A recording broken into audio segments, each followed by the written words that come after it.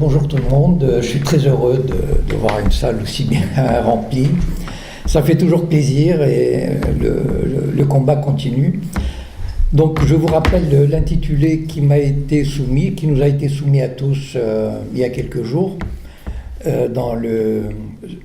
sur le site de ER. Donc les deux conférenciers aborderont notamment la notion d'opposition contrôlée, sa logique, ses tactiques et la notion imaginaire de diversité politique. Bon, je ne reviens pas sur ce qui s'est passé avant cette semaine, mais bon, voilà. Donc, tout système de gouvernance a tendance à éliminer les opposants ou à les combattre.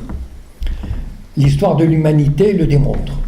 Donc, en fait, c'est un processus classique de domination, quel que soit le système, monarchie, république, dictature, romain, grec, etc. Tout système a tendance à se maintenir et donc à éliminer ses contradicteurs, ceux qui veulent s'en débarrasser. Cependant, depuis 2-3 siècles, il y a eu une évolution. Avant l'état de droit, le système ne se gênait pas pour se débarrasser de ses opposants d'une façon un peu brutale. Mais avec l'évolution démocratique et de l'état de droit, on a été amené à considérer l'opposition d'une autre manière. C'est-à-dire qu'il ne fallait pas s'en débarrasser. Seulement, ils ont été, on a développé une plus grande subtilité pour contenir et manipuler l'opposition, c'est-à-dire la rendre, lui enlever toute force, toute nuisance qui pourrait faire basculer le système. C'est-à-dire établir une opposition qui s'insère dans le système, comme dans tous les pays démocratiques, enfin, si vous voulez je mette les guillemets, disons de représentation parlementaire ou de représentation démocratique, c'est-à-dire on a des représentants. Il y a toujours, enfin en tout cas on a remarqué que depuis 150 ans, etc., depuis qu'il y a des élections, il y a deux partis, en général, bon, il y a gauche et droite si on veut, et qui défendent les mêmes valeurs et le même système. Donc en fait on donne l'illusion au peuple, aux gens, qu'ils ont une chance de changer quelque chose. Mais en fait, c'est un jeu à somme nulle, comme on dit, c'est-à-dire qu'on finit toujours par retomber sur le même système. Donc, le corollaire, c'est de donner une légitimité à ceux qui fonctionnent au sein de ce système, et en diabolisant, en établissant des règles électorales restrictives, en actionnant des leviers habituels au sein du système. C'est-à-dire, on va utiliser toutes les ressources du système pour éliminer tous ceux qui pourraient remettre en question la valeur absolue, l'hégémonie de tout système. Quand je dis tout système, c'est-à-dire, il faut comprendre que tout système revient au même, c'est-à-dire il y a une classe dirigeante qui a établi une façon d'être, qui a des privilèges, qui a une idéologie. Donc, quelle que soit l'idéologie qui est en cause, ce principe est valable à peu près pour tout système de gouvernement. Et donc, il faut... on intègre le maximum de gens en leur donnant une variété assez vaste. C'est-à-dire, par exemple, si on prend l'exemple en France, je vise tous ceux qui participent au système électoral qui légitime le système. C'est-à-dire que ça peut aller de Besancenot jusqu'à Marine Le Pen, et s'il y a quelqu'un à droite de Marine Le Pen, je ne sais pas. Et donc, en fait, si, parfois, il y a des monarchistes qui se présentent, enfin, si on peut les considérer comme à l'extrême, à droite, enfin, bon, en tout cas, ça n'a... Donc, en fait, c'est tout ce système qui se met en branle et qui est légitimé, c'est-à-dire qui est légitimé dans le sens où ils reçoivent des subventions. Par exemple, le parti de Besancenot reçoit presque 1 million d'euros par an. il est évident que si Besancenot lui permet de venir à la télévision chaque semaine et de faire son petit baratin, c'est que ça ne gêne pas du tout le système. Le système ne va pas inviter Étienne Chouard, par exemple, qui, s'il vient à la télévision, il va démontrer que c'est une comédie qui a assez duré. Et donc ça risque de réveiller l'esprit critique des gens.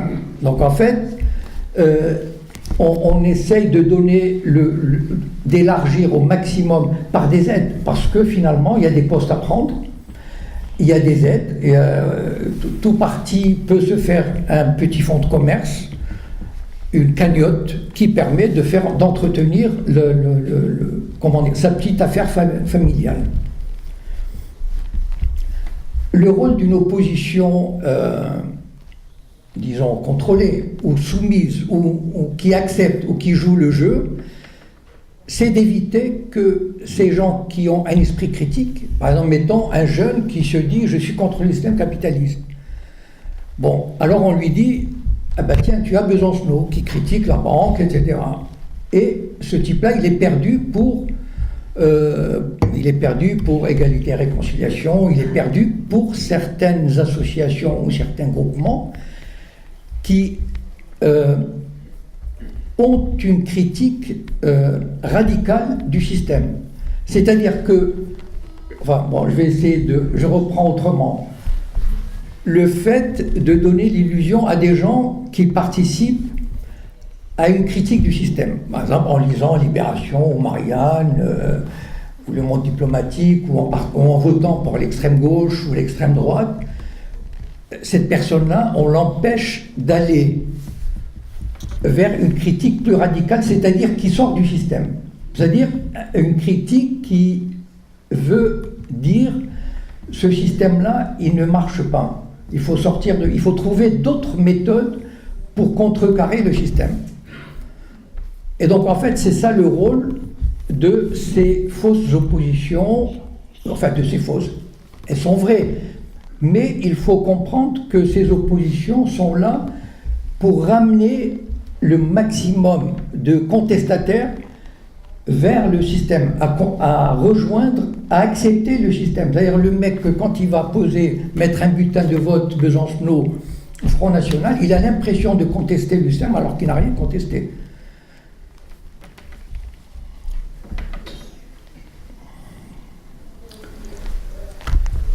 Et il y a, par exemple, alors quels sont les procédés par lesquels le système, qu'est-ce que le système utilise pour ramener ces gens dans le cadre du système, dans le cadre normal, à l'acceptation, à ne pas rejeter. C'est par exemple le système électoral.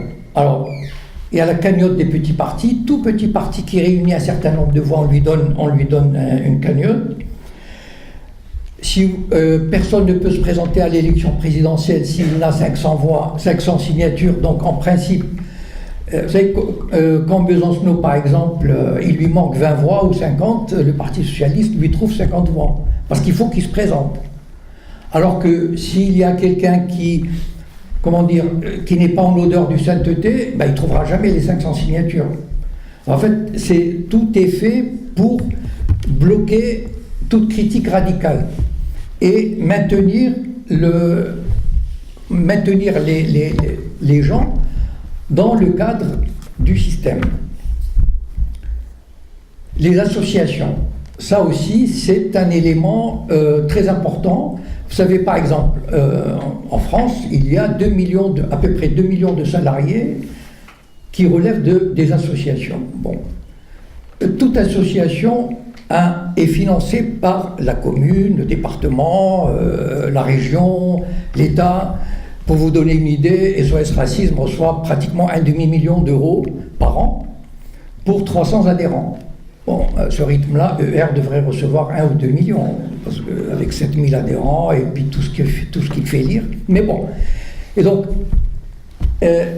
vous voulez créer une association. Bon, bien sûr, il y a une association des handicapés, on ne va pas leur demander de respecter, mais il y a beaucoup de théâtres, par exemple, ou de cinéma d'art et d'essai, qui sont constitués sous forme d'associations. Bien, ils reçoivent, mettons, 30 000 euros par an.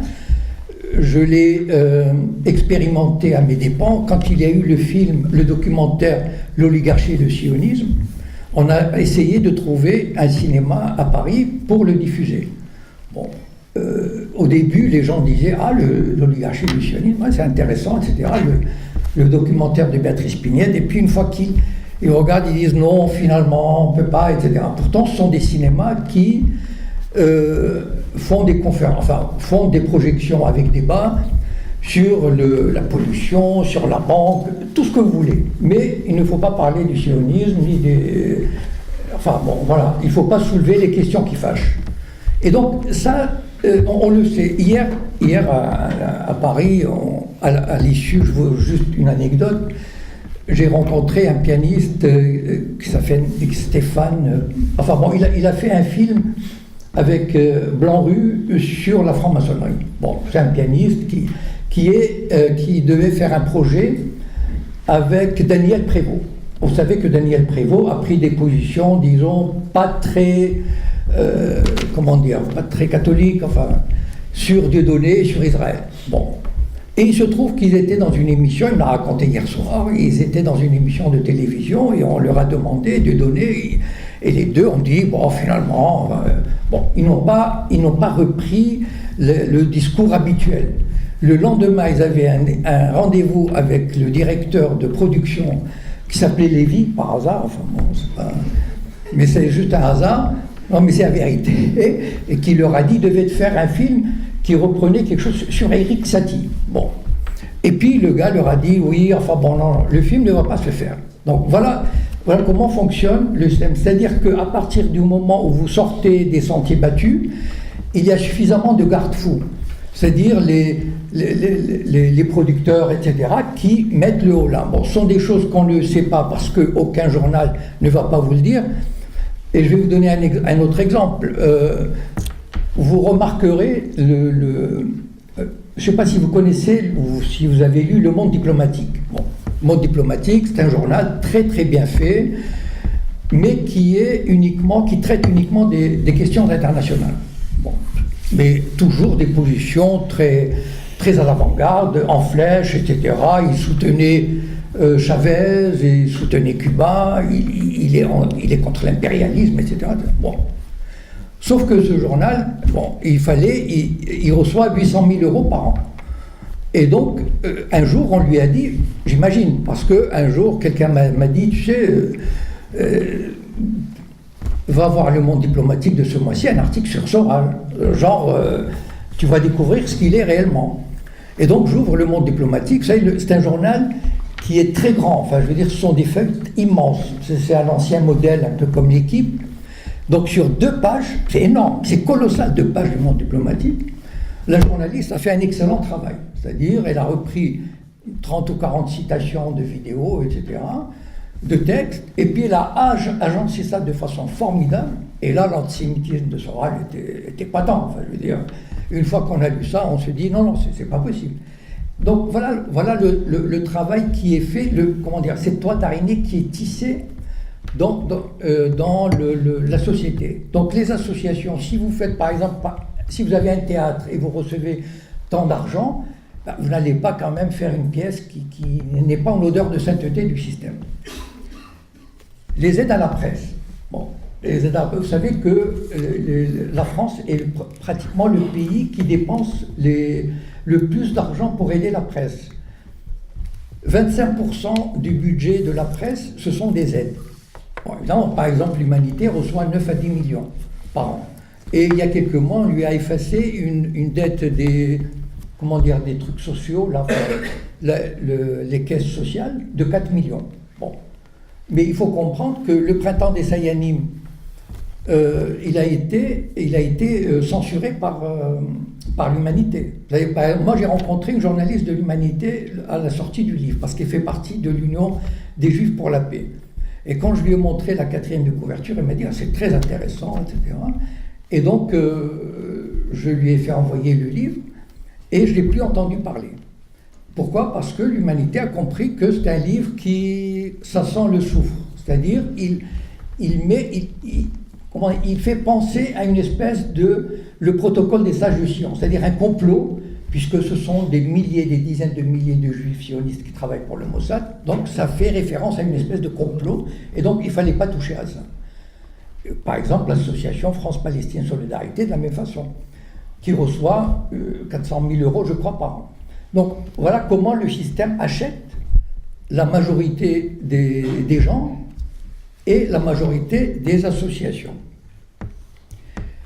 Vous avez par exemple Patrick Cohen qui dit carrément il faut une liste noire. Vous avez Michel Onfray en ce moment, enfin je ne sais pas si vous suivez, il subit des pressions énormes pour qu'il ne bascule pas dans la dissidence réelle, c'est-à-dire qu'il reste vraiment dans la limite, en deçà de la ligne rouge. Il reçoit énormément de critiques et de menaces dans des journaux comme Libération, Marianne. On lui dit attention, Michel Onfray, là, vous allez presque rejoindre le souverainisme de Le Pen, etc. Et donc, il y a aussi une référence intéressante. Vous savez, on dit souvent que ce sont les vainqueurs qui écrivent l'histoire. Donc, évidemment, alors, l'histoire de la Deuxième Guerre mondiale, elle est écrite par les vainqueurs, l'histoire du sionisme, elle est écrite par les vainqueurs, etc. Mais sur le plan intérieur, nous avons le même phénomène. C'est-à-dire que, il s'est passé quelque chose il y a 2 semaines à Paris, et tout le monde a entendu la barbarie. La barbarie. Évidemment, aujourd'hui, vous posez la question à n'importe qui en France, enfin, à 90% des gens, vous leur dites la barbarie, ah oui, c'est l'islamisme. Évidemment. Mais 500 000 enfants irakiens tués à cause de l'embargo sur les médicaments, ça, c'est pas de la... On n'a jamais utilisé le mot barbarie. Donc, en fait, on a des mots, on a des notions, on a, par exemple, les valeurs de la République. Les valeurs de la République, je suis désolé de le dire, mais... pour ne pas utiliser un terme vulgaire, c'est de la rigolade. Je veux dire, vous savez, on nous martèle tellement avec les mots liberté, égalité, fraternité, mais ça ne veut rien dire. Je veux dire, ce sont des notions complètement vides.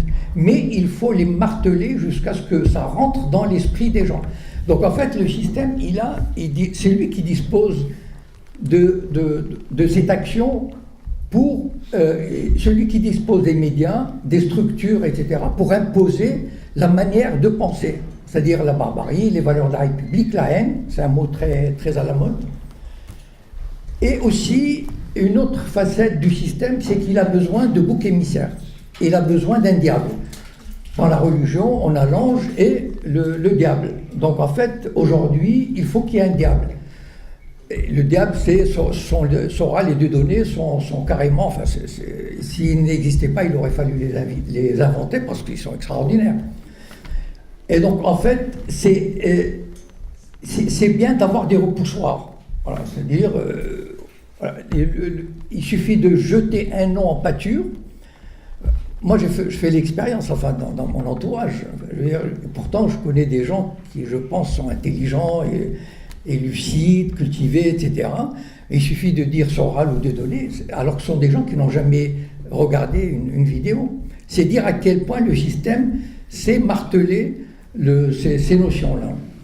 Et je voulais finir, peut-être que dans la discussion, je reviendrai là-dessus, mais parce que c'est la notion d'opposition contrôlée. Et je voulais parler du sionisme qui a réussi aussi un coup de maître dans ce domaine. C'est qu'il ne se présente pas comme un bloc unifié, monolithique, mais il couvre une large palette de gens. Par exemple, il y a des gens qui disent « Ah, Netanyahou, il est pas bien, il est vraiment réactionnaire. » Par contre, les travaillistes, c'est formidable. Sauf qu'ils ne se rendent pas compte qu'en fait, c'est le même système. Le système sioniste, c'est le même système pratiquement à 95%, c'est le même. C'est la domination sioniste sur les Palestiniens. Mais il réussit, avec la complicité de journaux comme Libération, Marianne, etc. Si ça vous intéresse, je peux revenir là-dessus dans la discussion. Voilà, je vous remercie de votre attention et je passe la parole à Gilad Atzmon.